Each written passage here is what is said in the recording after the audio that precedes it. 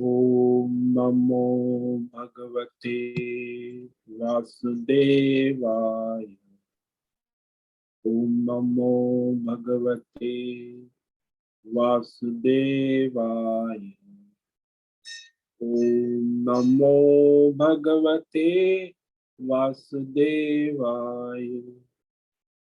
ओम नमो भगवते वासुदेवाय। ओम नमो भगवते वासुदेवाय। ओम नमो भगवते वासुदेवाय। ओम नमो भगवते वासुदेवाय। ओम नमो भगवते वासुदेवाय। ओम नमो भगवते वासुदेवाय। ओम नमो भगवते वासुदेवाय। ओम नमो भगवते वासुदेवाय। ओम नमो भगवते वासुदेवाय। ओम ओम ओम। ओम श्री परमात्मने नमो नमः। ओम गंगणपतये नमो नमः। ओम सं सरस्वत्यै नमो नमः। ओम गुं गुरुभ्यो नमो नमः। ओम सहनाववतु सहनौ भुनक्तु सह वीर्यं करवावहै तेजस्विनावधीतमस्तु मा विद्विषावहै। ओम शांति शांति शांति।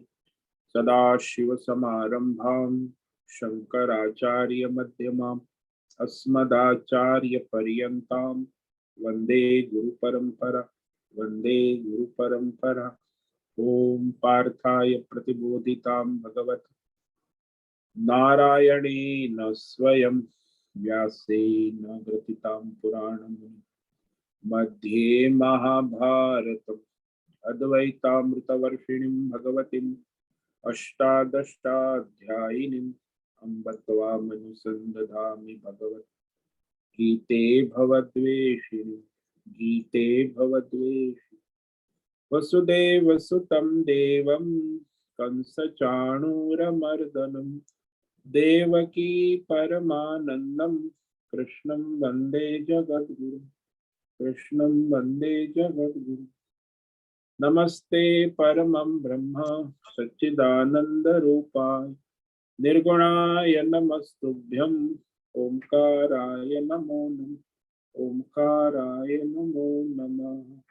सर्वे दुर्गाणि तरन्तु सर्वे भद्राणि पश्यन्तु सर्वे सद्बुद्धिमाप्नोतु सर्वे सर्वत्र नन्दतु सर्वे सर्वत्र नन्दतु। ओम तत्सत। ओम ओम ओम।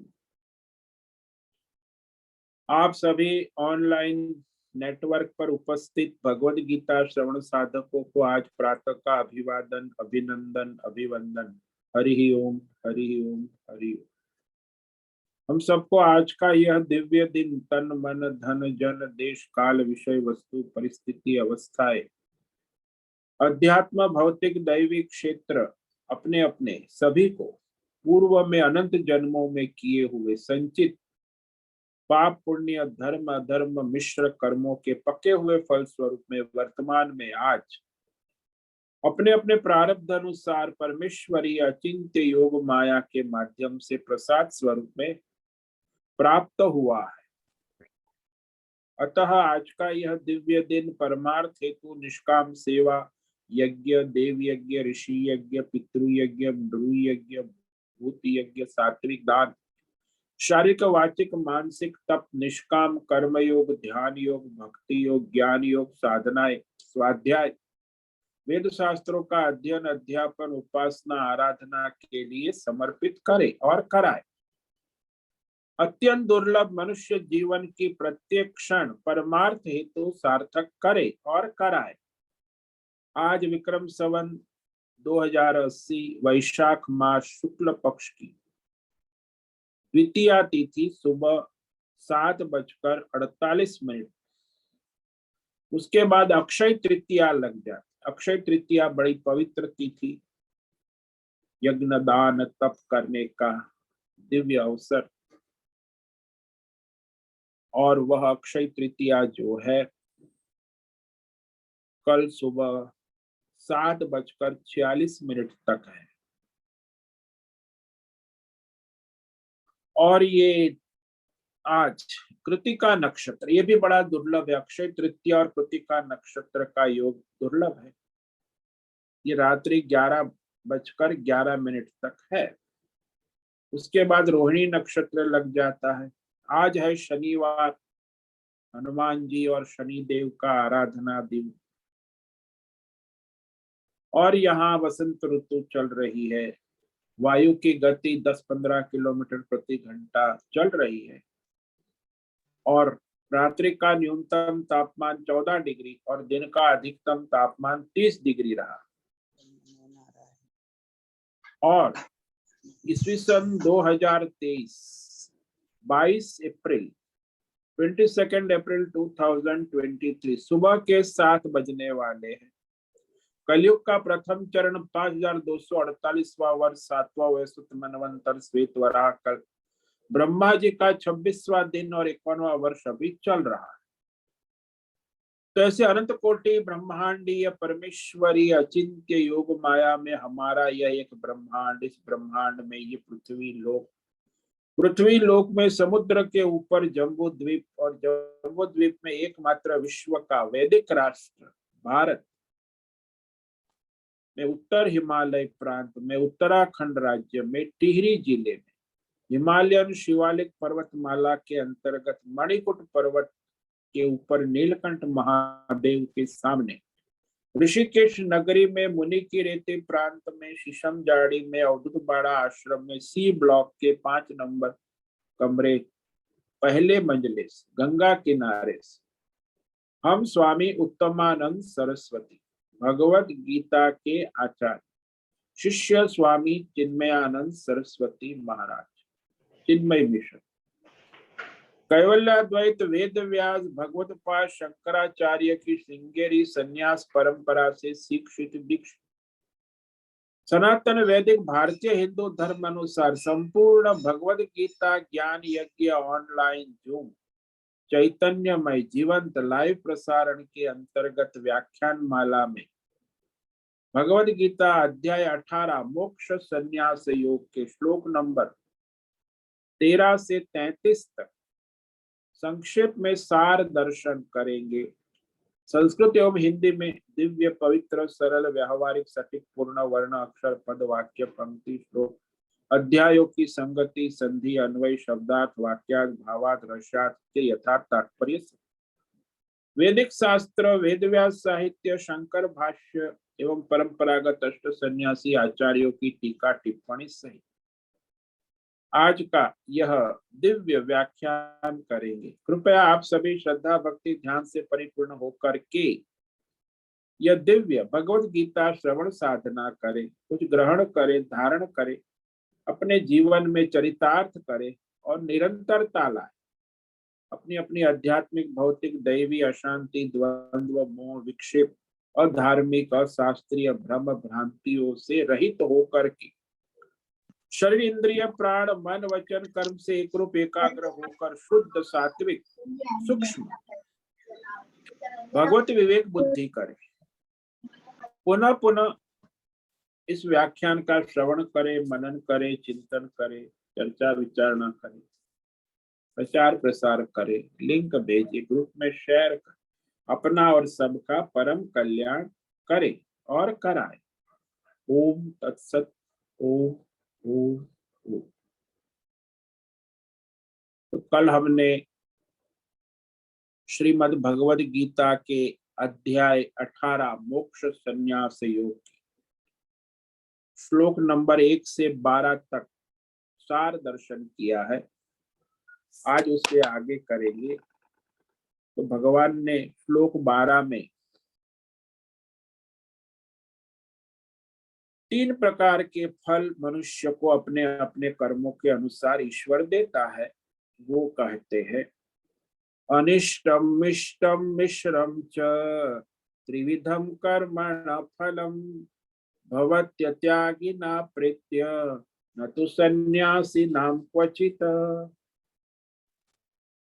तो जो लोग कर्म फल चाहते हैं, जो ईश्वर समर्पित नहीं करने वाले, अत्यागी नाम, कर्म फल का त्याग न करने वाले, फलासक्त कामना वाले सकाम संसारी मनुष्य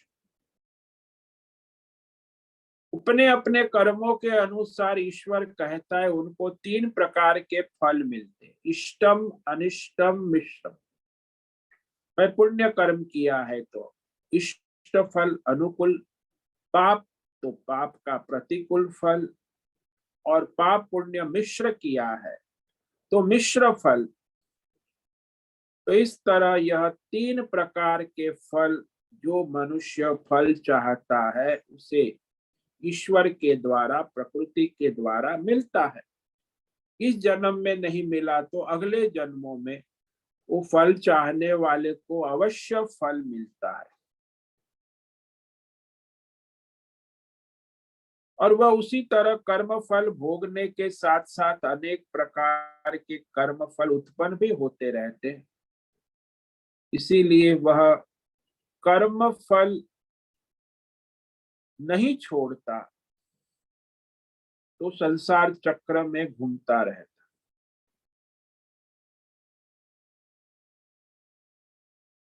और जो मनुष्य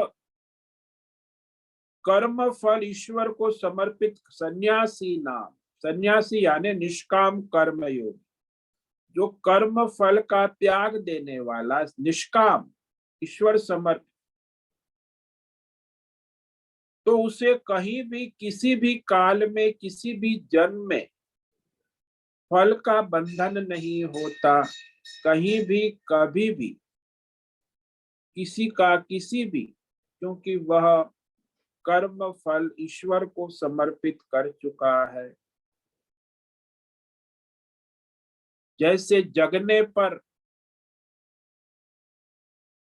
स्वप्न नहीं रहता, ऐसे भगवत समर्पित होने पर कर्म फल नहीं लगता और वो कर्म फल के बंधन से मुक्त हो जाते। अब ये मनुष्य जो कर्म करते हैं, तो संपूर्ण कर्मों के करने में, होने में भगवान 5 कारण बताते। 5 कारण हो तब वो कर्म सिद्ध होता है। तो उसका निरूपण करते भगवान कर्म का विज्ञान। श्लोक नंबर 13, पंचेतानि महाबाहो कारणानि निबोध मे, सांख्ये कृतान्ते प्रोक्तानि सिद्धये सर्वकर्मणा। भगवान कहते हैं अर्जुन को, महाबाहो, जिसकी बहुत लंबी पहुंच है, हाथ भी लंबे हैं। तो ये यहाँ भगवान 13 से लेके 28 तक कर्म के तत्व का रहस्य कहते, कि सब मनुष्य कर्म करते हैं, सर्व प्रकार के कर्म, सर्व कर्म, भौतिक अध्यात्म दैवी संपूर्ण कर्म, कर्मों की सिद्धि के लिए, कर्म सिद्धये, कोई भी कर्म सिद्ध करना है तो उसमें 5 हेतु है, 5 कारण है, पंच कारणानि, यानी 5 साधन है, मूल कारण 5 है। और कर्मों के अंत करने के लिए उपाय बताने वाले ये सांख्य शास्त्र में कहे गए हैं। तो उन कर्मों का रहस्य, कर्मों का विज्ञान, कर्मों का तत्व भगवान अर्जुन से कहते, तुम मुझसे भली भांति जान लो, तानी में निबोध।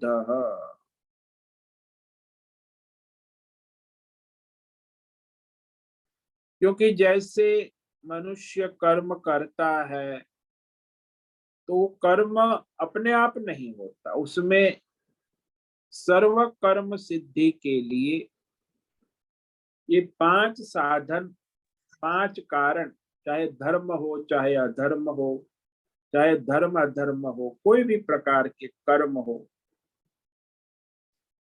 तो पांच कारण आवश्यक। तो कौन से है? तो भगवान कहते सावधानी से सुनो। अधिष्ठानम तथा कर्ता, करणम च पृथक विधम, विविधाश्च पृथक चेष्टा,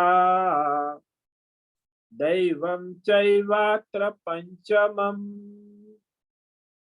तो इस कर्म के विषय में, कर्म की सिद्धि करने के लिए, कर्म सिद्ध करने के पहला साधन, कारण, अधिष्ठानम यानी आधार। तो आधार क्या है? ये भौतिक शरीर, शरीर होना आवश्यक है। अधिष्ठानम शरीरम। अच्छा, केवल शरीर से काम नहीं चलेगा? बोले नहीं चलेगा। तो दूसरा कारण है कर्ता। शरीर के अंदर जीवात्मा भी होना आवश्यक है, जीव भाव, करने वाला, मैं रूप में जीवात्मा, कर्ता। शरीर है, करता है, फिर भी वो काम नहीं करेगा। उसके अंदर पृथक विधम कारणम, यानी पांच ज्ञानेन्द्रिय, पांच कर्मेंद्रिय, मन बुद्धि चित्त अहंकार, ये सूक्ष्म अंतकरण और बहिकरण, ये भी आवश्यक है। करणम, तो वो सूक्ष्म शरीर, स्थूल शरीर और जीवात्मा कर्ता होने के बाद भी जब वो भिन्न भिन्न प्रकार की चेष्टा करेगा,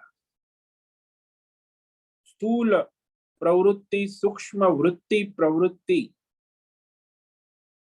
तो उसे चेष्टा कहते। मन में संकल्प विचार वृत्ति, और शरीर से, इंद्रियों से, कर्मेंद्रिय से कर्म, ज्ञानेन्द्रिय से विषय ज्ञान। तो इस तरह वह शब्द स्पर्श रूप रस गंध, अलग अलग चेष्टाएं करता है। और पंचमम, पांचवा हेतु है दैव। दैव यानी प्रकृति, जो उसके कर्मों के अनुसार, संचित कर्मों के अनुसार वर्तमान में प्रारब्ध रूप में आता है। तो प्रारब्ध जो है ईश्वरीय अधीन है ना, तो संचित कर्म उसके है, वो दैव है कि उसी के अनुसार प्रकृति वर्तमान में उसे प्रारब्ध रूप में कर्म देती है। तो इस प्रकार ये पांच कारण है जिसके द्वारा मनुष्य अपने अपने कर्म करता है।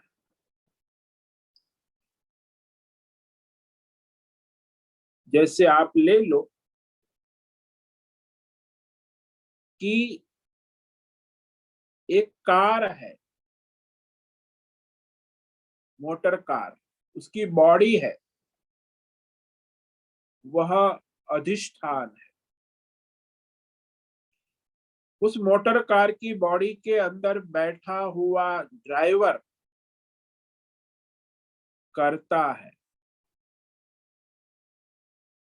और उस मोटर कार में स्टीयरिंग है, ब्रेक है, क्लच है, बहुत सारे करण हैं।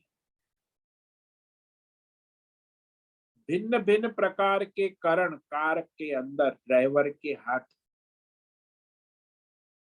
और फिर वो कार स्टार्ट करता है, कर्म करता है, तो फिर विविध पृथक चेष्टा, कार चलाने की लेफ्ट राइट, कम ज्यादा स्पीड, अनुकूल प्रतिकूल स्पीड, तो अलग अलग अलग चेष्टा करता है ड्राइवर। और पांचवा हेतु है पंचमम कार का मशीन। तो मशीनरी जो है वो दैव है, इसके द्वारा कार चलती। तो इस प्रकार मनुष्य के कर्म इस कार की तरह ही है, और सभी अपने अपने पांचों अंगों का उपयोग करके ही धर्म अधर्म पाप पुण्य योग साधना उपासना करते। शरीर से करते हैं, वाणी से करते हैं, मन से धर्म करते हैं, अधर्म करते हैं।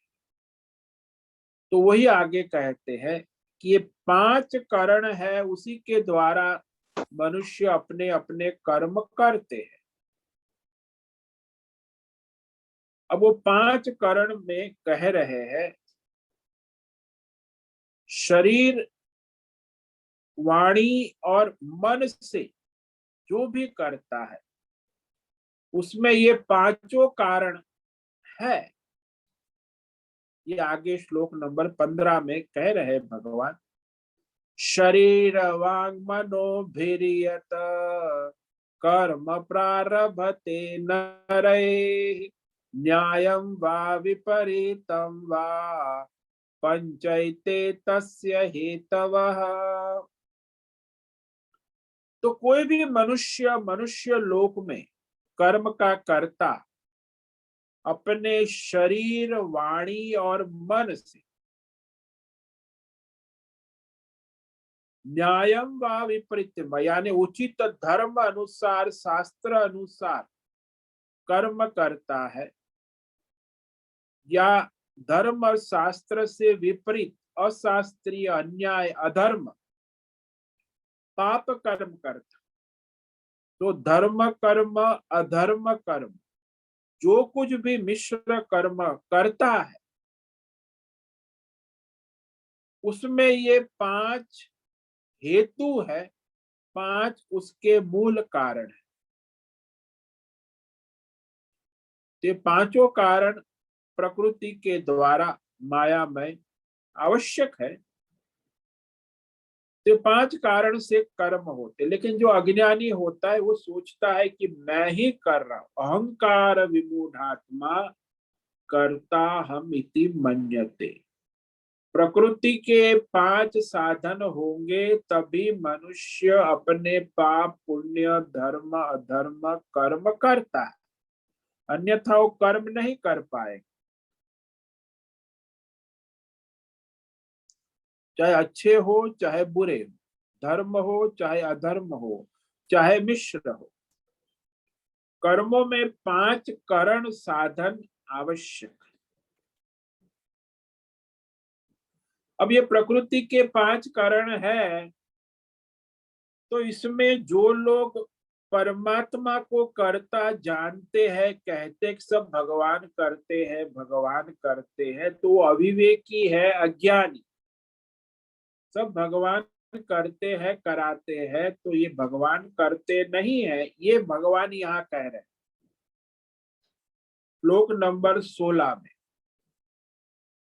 तत्रैवं सति कर्तारम् आत्मानं केवलं तु यः पश्यत्य कृतबुद्धित्वात् न पश्यति दुर्मतेः न स पश्यति दुर्मति। परंतु ऐसा होने पर भी ये जो पांच प्रकृति माया के कारण है, अधिष्ठानम कर्ता कर्णम पृथक चेष्टा दैवम, ऐसा होने पर भी जो मनुष्य अकृत बुद्धित्वात् यानी अविवेकी बुद्धि है, जिसे शास्त्र नहीं पढ़ा है, सत्संग नहीं किया है, अशुद्ध बुद्धि है, अशास्त्रीय बुद्धि है, संस्कारी बुद्धि नहीं है। तो इस विषय कर्मों के विषय में, कर्म के होने में, धर्म अधर्म आदि कर्म होने में, वो कहते हैं केवल आत्मानम कर्तारम पश्यति, केवल परमात्मा ही करता है, भोगता है, ज्ञाता है, ऐसा जो समझता है, जानता है, पश्यत देख, सदुर्मति ही भगवान का वो अविवेकी बुद्धि है, अशिक्षित बुद्धि है, अशास्त्रीय बुद्धि है, इसने सत्संग नहीं किया है, अशुद्ध बुद्धि है। तो अशुद्ध बुद्धि वाला अज्ञानी जो है वो कहता है कि सब भगवान कर रहे हैं, तो वह यथार्थ नहीं जानता, यथार्थ नहीं समझता। भाई वो तो प्रकृति और ये 5 कारण कहे उस अनुसार वो कर्म होते प्रकृति में होते हैं, फल भी प्रकृति में ही होते हैं, प्रकृति ही देती है, जैसा कर्म है वैसा।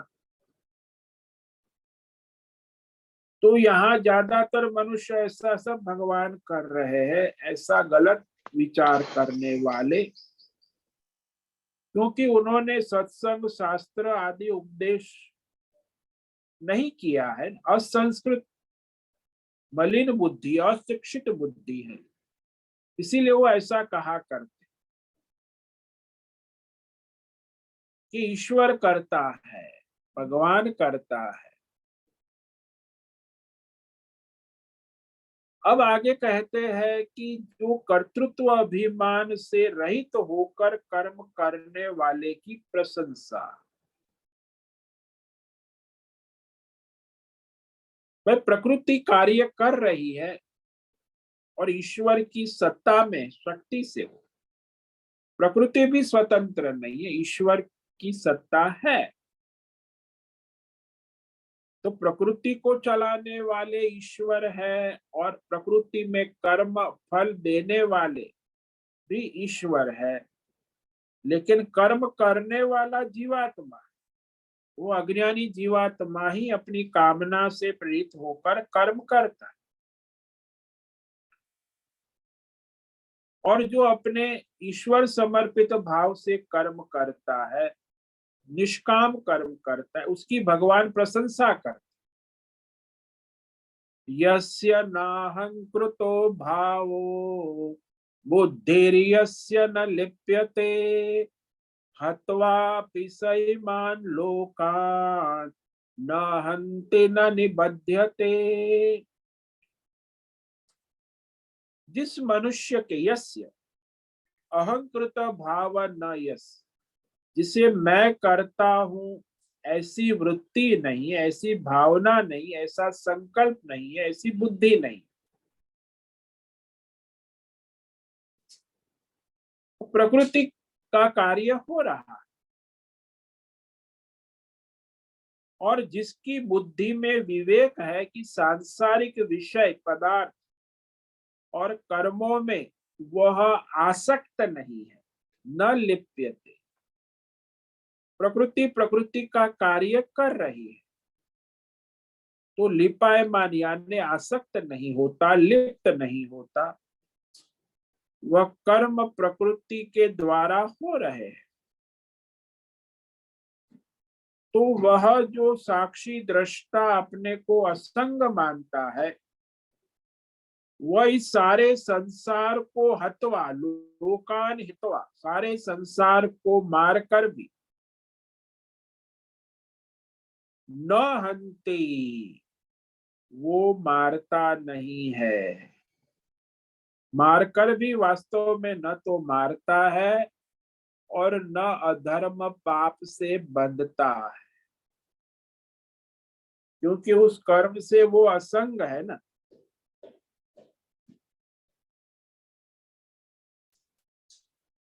तो इस असंगता के कारण वह लिपायमान नहीं होता। तो निष्काम कर्म करने वाला जो होता है ना, जो ईश्वर को समर्पित है, वो कर्म बंधनों में नहीं आता। जो सकाम कर्म करने वाला है, मैं करता हूं अहंकार से, तो कर्म के बंधन में आता है। तो इस प्रकार जैसे दीपक है, कमरे के विषय वस्तु को प्रकाशित करती है, लेकिन दीपक का रूप तेज का तेजत्व ज्यों का त्यों रहता है। कमरे में चाहे विषय हो या ना हो, उस कमरे के विषय से दीपक का तेज कम ज्यादा नहीं होता। वो दीपक कमरे को प्रकाशित करता है, कमरे के विषय वस्तु व्यक्ति जो भी है सबको प्रकाशित। अब कहते हैं कि कर्म के रहस्य को आगे कहना है, इसीलिए कर्म के पीछे क्या क्या साधन होते हैं, कर्म की प्रेरणा, कर्म का आश्रय क्या है, यह भगवान कह रहे हैं श्लोक नंबर 18। ज्ञानम ज्ञेयम परिज्ञाता त्रिविधा कर्म चोदना करणम कर्म कर्तेति त्रिविध कर्म संग्रह। तो कर्म की प्रेरणा और कर्म का आश्रय क्या है, कहते हैं हे अर्जुन, इस विषय में सुनो। परिज्ञाता ज्ञानम ज्ञेयम त्रिविधा कर्म चोदना। कर्म की प्रेरणा तीन है, ज्ञाता, ज्ञान और ज्ञेय। ज्ञाता है जीवात्मा, ज्ञान है भौतिक अध्यात्म दैवी अनुभव, तो ज्ञेय है भौतिक अध्यात्म दैव संसार। तो ज्ञाता, ज्ञान और ज्ञेय तीनों कर्म प्रेरणा करते, प्रेरित करते।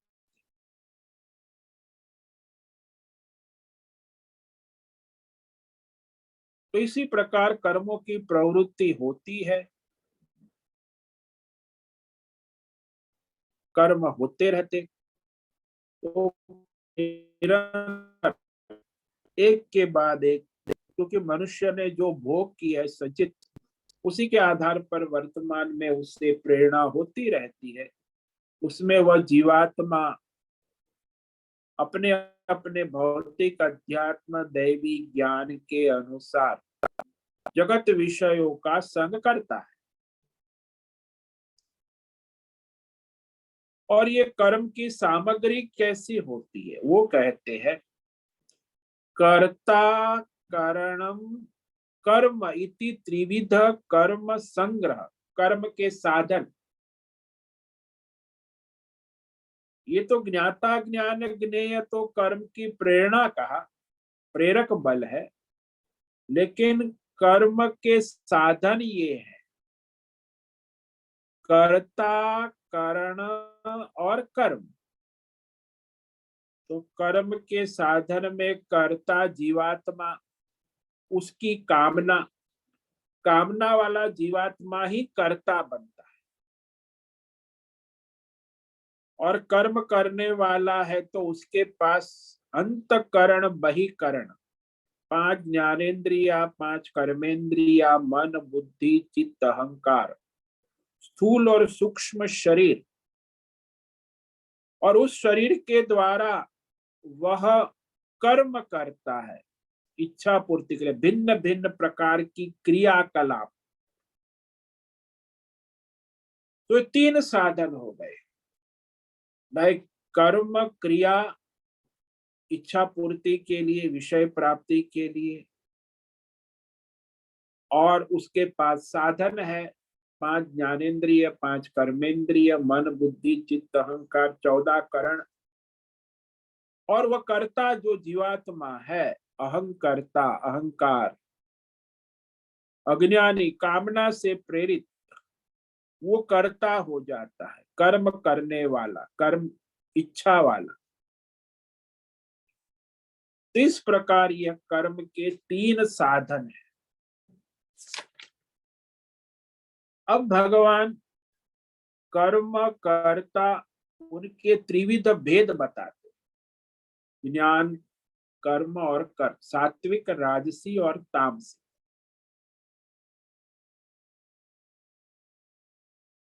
क्योंकि वह कर्म करेगा तो कभी भी संसार में, प्रकृति में सर्वत्र 3 गुण ओतप्रोत है। इसीलिए कोई भी कर्म करेगा वो त्रिगुणात्मक होगा, सात्विक, राजसी और तामसी।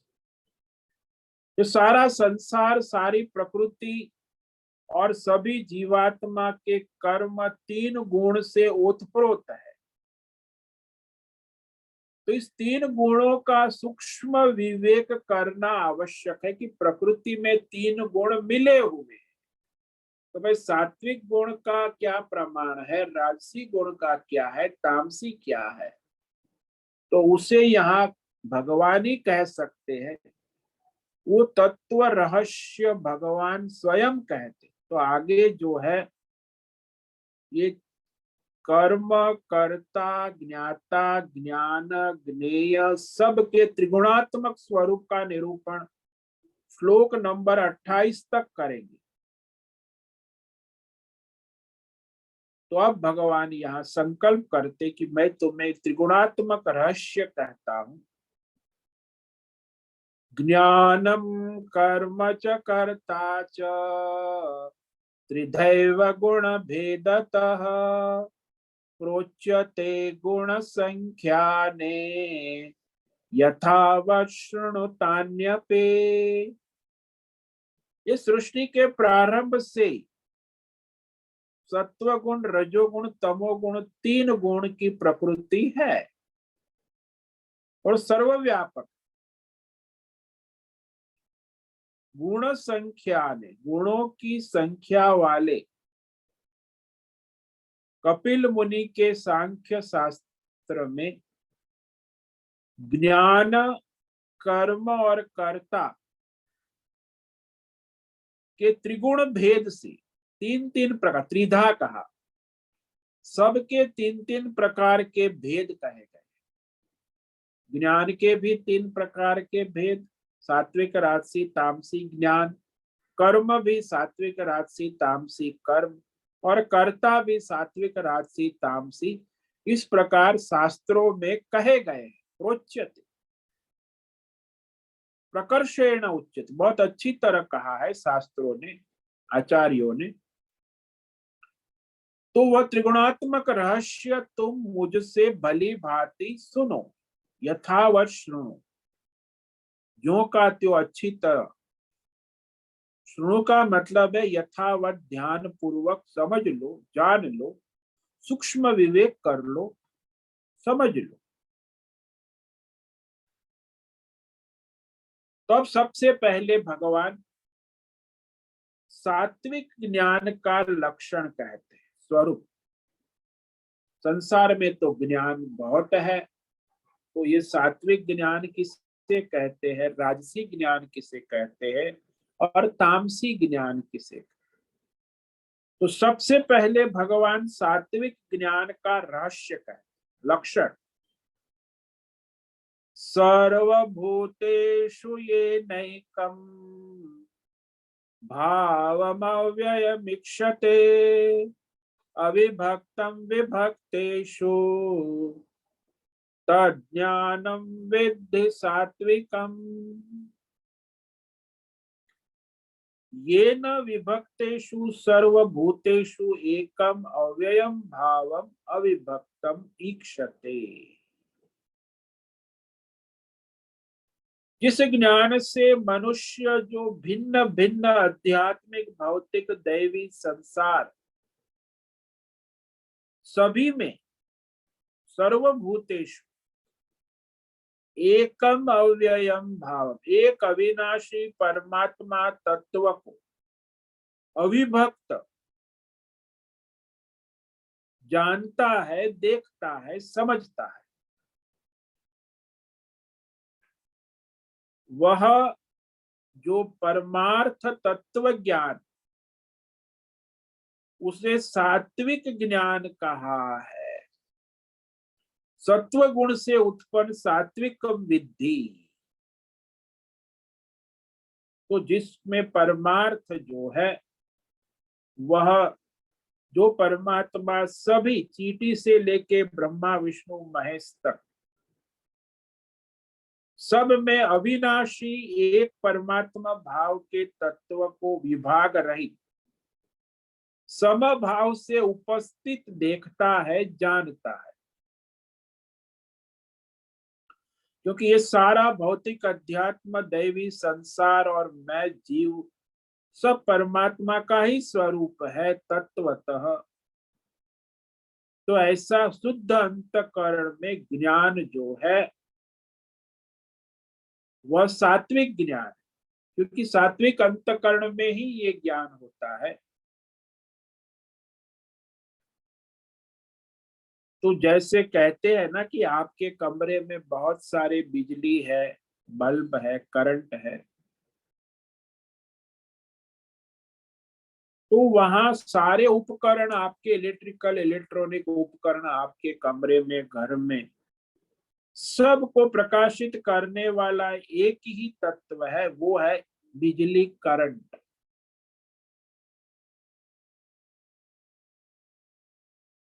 ऐसे ये सारे भौतिक अध्यात्म दैव को प्रकाशित संचालित करने वाला एक ही करंट है जिसे परमात्मा कहते हैं।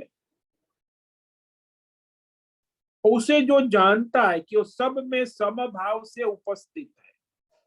जैसे आपके कमरे में बिजली का करंट सभी उपकरणों में समभाव से उपस्थित है, ऐसे ही परमात्मा अध्यात्म भौतिक दैव जगत में समभाव से सब में उपस्थित है और सभी को प्रकाशित कर रहा है।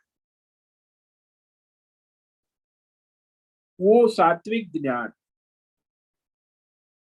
अब राजसी ज्ञान कहते हैं, उसके लक्षण बताते हैं। पृथक्त्वेन तो यज्ञानम नाना भाव पृथक विधान वेत्ति सर्वेषु भूतेषु तज्ज्ञानम विद्धि राजसम। किंतु जो ज्ञान है मनुष्य के पास सर्वभूतेषु यानी भौतिक अध्यात्म दैव सभी प्राणियों में पृथक विधान भिन्न भिन्न प्रकार से अलग अलग रूप भौतिक अध्यात्म दैव जानता है, वह ज्ञान राजसी जानो तज्ज्ञानम राजसम विद्धि। यानी सारा भौतिक अध्यात्म और दैवी विषयों का जो ज्ञान है भिन्न भिन्न प्रकार की कामना और वासना और कल्पना से युक्त, तो कोई भौतिक ज्ञान, आजकल तो भौतिक ज्ञान का जमाना है, अध्यात्म ज्ञान का भी लोग थोड़ा रुचि ले रहे हैं, दैवी ज्ञान और ये परमार्थ ज्ञान तो कह दिया सात्विक है। ये जो अध्यात्म भौतिक दैव विषयों का भिन्न भिन्न अलग अलग फैकल्टी जिसे कहते विषयों का ज्ञान,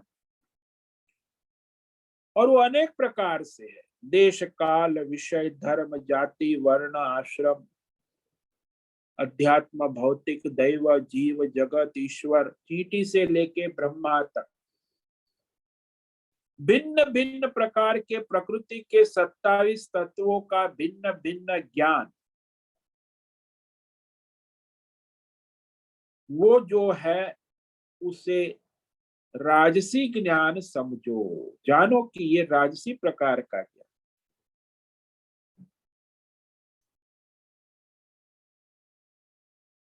तो ये राजस ज्ञान है, तरह तरह के विषय भौतिक अध्यात्म दैवों का भेद करके उसके नाम रूप गुण दोष आकार प्रकार अनुसार उसमें भिन्न भिन्न वर्गीकरण करके जो लोग जानते, जिसको वैज्ञानिक कहते, पढ़ा लिखा कहते, बहु वह ज्ञान जो है राजस ज्ञान कहा जाता। भौतिक आध्यात्मिक और दैवी भिन्न भिन्न विषयों का ज्ञान। अब तामस ज्ञान का रहस्य कहते हैं भगवान, सूक्ष्म विवेक है। यतो कृष्णवदे कस्मिन् कार्ये सक्तम हेतुकम् अतत्वार्थम् अल्पम च तत्तामसमुदाहृतम् अतत्वार्थम अदल्पम च। जो ज्ञान केवल एक कार्य यानी एक ही विषय में केंद्रित और एक ही विषय में आसक्त है, जैसे आजकल सब पढ़ते हैं ना education system, commerce, physics, chemistry, तो उसमें भी एक ही विषय में एक ही कार्य में संपूर्ण रूप से आसक्त है, दूसरे विषयों को नहीं जानता। जैसे कोई शरीर में आसक्त है, कोई एक विषय में आसक्त है, इतिहास, भूगोल, गणित, मैथ्स, तो उसमें संपूर्ण पीएचडी करता है। कोई मैथमेटिक्स है, कोई कंप्यूटर साइंस है, और उसी में खपाता है, और उसमें फिर बिना युक्ति वाला है, उसका कोई प्रमाण भी नहीं है विशेष, केवल शरीर हेतु है, भौतिक लाभ हेतु है। अतत्वार्थम, तात्विक अर्थ परमार्थ से रहित है, और एक विषय का अल्प ज्ञान है, तुच्छ है, केवल शरीर और संसार की पुष्टि के लिए है। वैसा जो विषय का ज्ञान है वह तामस कहा गया। आजकल तो तामस ज्ञान ही चलता है 90%, कोई इसमें एक्सपर्ट है, कोई उसमें एक्सपर्ट है, तो एक ही कार्य में लगे रहते पूरी जिंदगी। कोई आंख का स्पेशलिस्ट है, कोई केमिकल इंजीनियर है, कोई मैकेनिकल इंजीनियर है, तो इस तरह वह तामस ज्ञान कहा गया। तो इस प्रकार अब आगे जो है भगवान सात्विक, राजस, तामस कर्म के लक्षण कहेंगे। इसको हम कल विचार करेंगे, सात्विक कर्म, राजसी कर्म और तामसी। तो आज भगवान ने ये कर्म का रहस्य कहना प्रारंभ किया है। ये आगे श्लोक नंबर 28 तक कहेंगे। ये कर्म का तत्व विज्ञान है। बस ये सारा भगवान सृष्टि प्रकृति में निरंतर चलता आया है, अभी भी चल रहा है, आगे भी चलता रहेगा। यही कर्म का विज्ञान है, ज्ञान विज्ञान। तो वह आगे जो कर्म का विज्ञान है उस पर कल विचार करेंगे संक्षेप में, श्लोक नंबर 23 से लेके 35 तक। ओम नमो नारायणाय, ओम नमो नारायणाय, ओम नमो नारायणाय, ओम नमो नारायणाय, ओम नमो नारायणाय।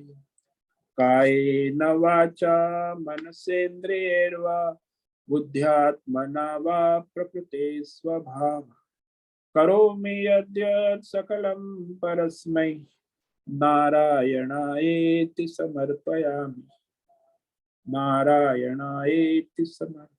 ओम सर्वे भवन्तु सुखिनः, सर्वे सन्तु निरामयाः, सर्वे भद्राणि पश्यन्तु, मा कश्चित् दुःखमाप्नुयात्, अस्तु मा सद्गमय, तमसो मा ज्योतिर्गमय, मृत्योर्मा मृतंगमय। ओम पूर्णमद पूर्णमिदं पूर्णात् पूर्णमुदच्यते पूर्णस्य पूर्णमादाय पूर्णमेवावशिष्यते। ओम शांति शांति शांति। शंकरं शंकराचार्यं केशवं बादराय सूत्र भाष्य कृतौ वंदे भगवन्तौ पुनः पुनः। ईश्वरो गुरुरात्मेति मूर्ति भेद विभागि व्योमवद् व्याप्त देहाय दक्षिणामूर्तये नमो। ओम गुरुभ्यो नमो नमः। ओम तत्सत्। ब्रह्मार्पणमस्तु। ओम ओम ओम।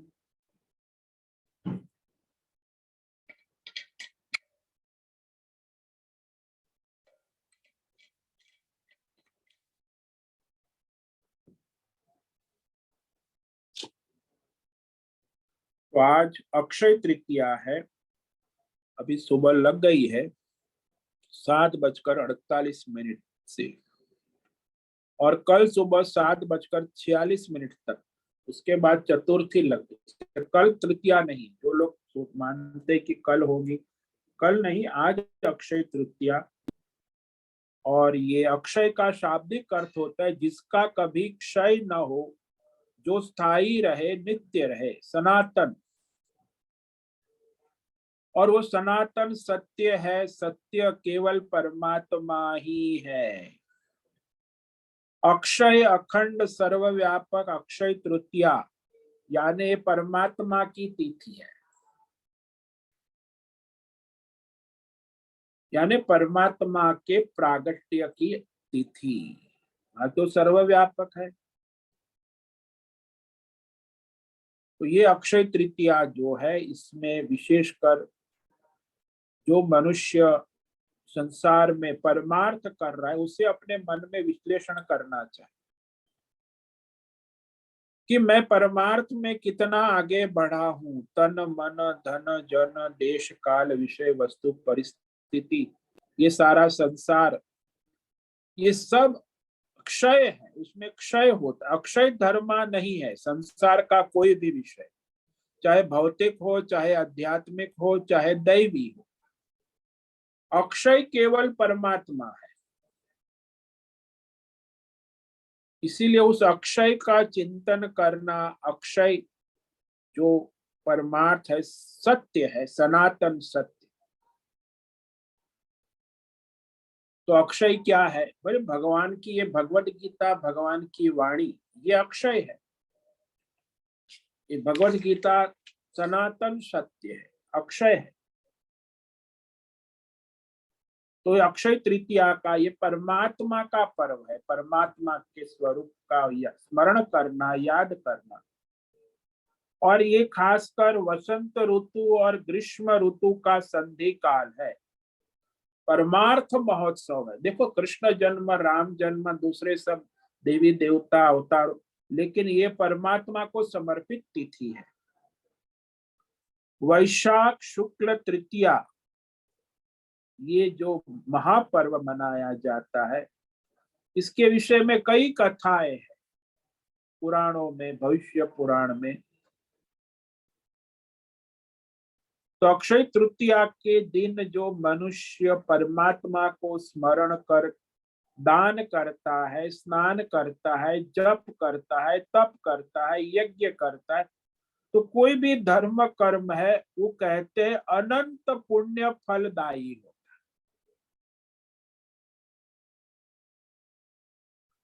तो आज के दिन चाहे कोई भी कर्म करो, उसका परमात्मा में अक्षय परिणाम हो जाता है। इसीलिए इसका नाम अक्षय पड़ा, अक्षय तृतीया। और आज कृतिका नक्षत्र है, कहते तृतीया और कृतिका नक्षत्र विशेष फलदायी नहीं होता है। तो इस तिथि में युग का प्रारंभ भी बताया है। सतयुग, त्रेता युग का प्रारंभ इसी तिथि से हुआ है।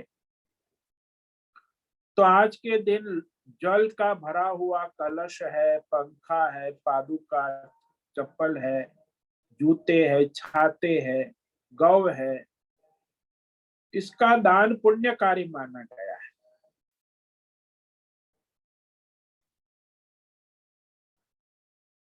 तो कहते जो दान दिया गया है, उसमें जो जिस दिन दान देते हैं, तो वो वस्तुएं उसे नित्य अक्षय प्राप्त होता है। आप जिस वस्तु का दान करते हो, वो आपको अक्षय रूप में प्राप्त होता है। तो धन दान करता है तो धन अक्षय रूप में, अन्न दान करता है तो अन्न उसके अक्षय रूप में उसे प्राप्त होता है। तो जिन जिन वस्तुओं का दान किया जाएगा, वे सब वस्तुएं सहजता से अक्षय बन जाती है। तो इस प्रकार यह अक्षय तिथि है, इसका आप लाभ ले। तृतीया तिथि, और वह इसमें जो दही है, चावल है, दूध से बने व्यंजन है, खरबूजा, तरबूज, लड्डू आदि का भोग लगाकर प्रसाद बांटे। तो ये दिव्य पर्व है, परमात्मा का ही पर्व है। और दूसरा एक अवतार भी प्रकट हुआ है, स्कंद पुराण में उल्लेख है कि रेणुका के गर्भ से भगवान विष्णु परशुराम के अवतार रूप में प्रकट हुए। तो परशुराम जयंती भी मनाई जाती, विष्णु के अंश अवतार है। इसकी गणना 10 अवतार में होती है। वैशाख मास शुक्ल पक्ष की तृतीया पुनर्वसु नक्षत्र रात्रि प्रथम प्रहर में उनका प्रागट्य हुआ है। तो अक्षय तृतीया को भगवान परशुराम का जन्म माना जाता है। इस तिथि को प्रागट्य काल अवतार रूप में भी मनाया जाता है। तो इस तरह ये अक्षय तृतीया की महिमा है। परशुराम महर्षि जमदग्नि के पुत्र थे।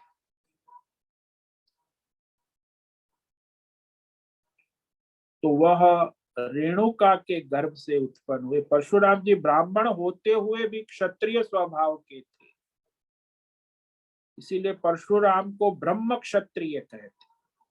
क्षत्रिय कुलोत्पन्न होकर भी ब्रह्मर्षि हो गए विश्वामित्र।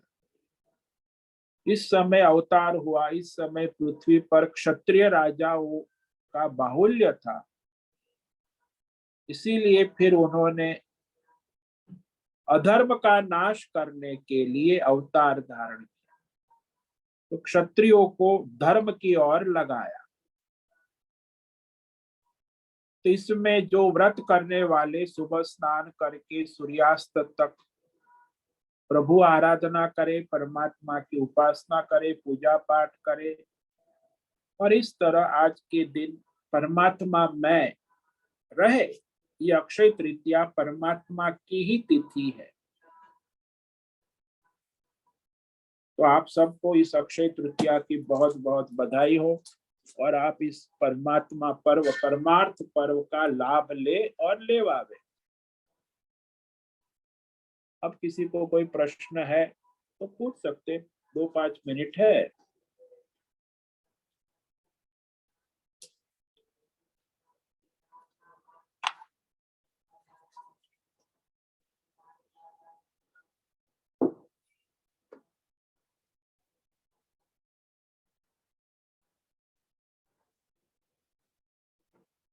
ठीक है, तो पर्व के ऊपर यज्ञ करो, दान करो, तप करो, विशेष अपना और सबका कल्याण करो। ये पर्व की महिमा है। आज अक्षय पर्व है, और यहाँ बद्री धाम के कपाट भी खुलेंगे। आज 4 धाम यात्रा शुरू हो जाएगी। तो आप सबको आज की ओम नमो नारायणाय, सबको ओम नमो नारायण। ओम नमो नारायण। नमो नारायण। ओम नमो नारायण स्वामी जी। ओम नमो